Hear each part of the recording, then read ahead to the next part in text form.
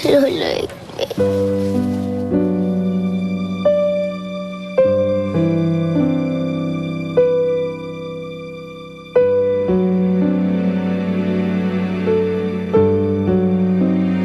Ang kagandahan dito sa loob ng puso. Ako nga, gandang-ganda ako sa iyo. Lola naman Ikaw ang pinakamaganda. Kaya naman, sa mga paborito kong apo.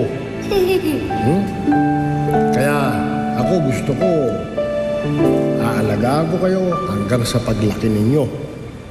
Pero pag dumating yung araw na yun, huwag niyong kakalimutan si Lolo, ha? Siyempre naman po. I love you po, Lolo Igme.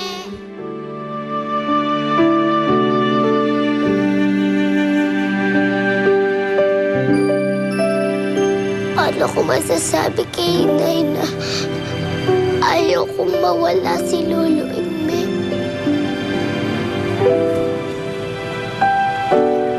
Siya na lang at si Ate Blanca ang nagmamahal sa akin. Wala nang iba.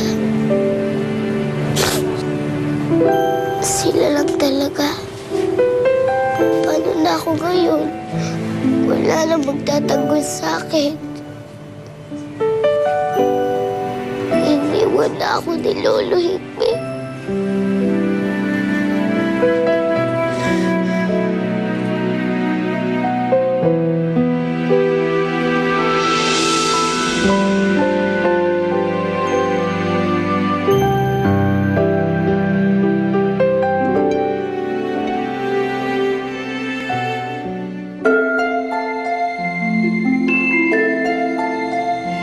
Sino yun?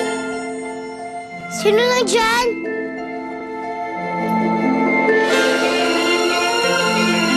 Sino yun? So I do have to tell you, though, na walang patutunguhan tong lunch date na to. Why'd you pull over? Para mo ba ka na? Bastos ka palang lalaki ka eh. We just got introduced. And you're not even sure kung liligawan kita. And yet you're dumping me already? Alam ko gusto mo makatulong, kaso hindi naman kasi yun yung nangyayari eh.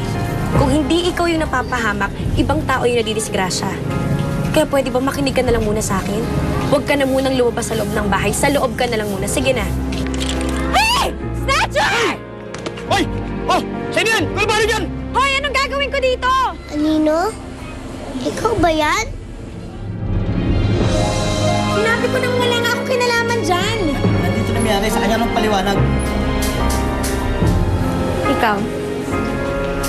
Kuya Nino!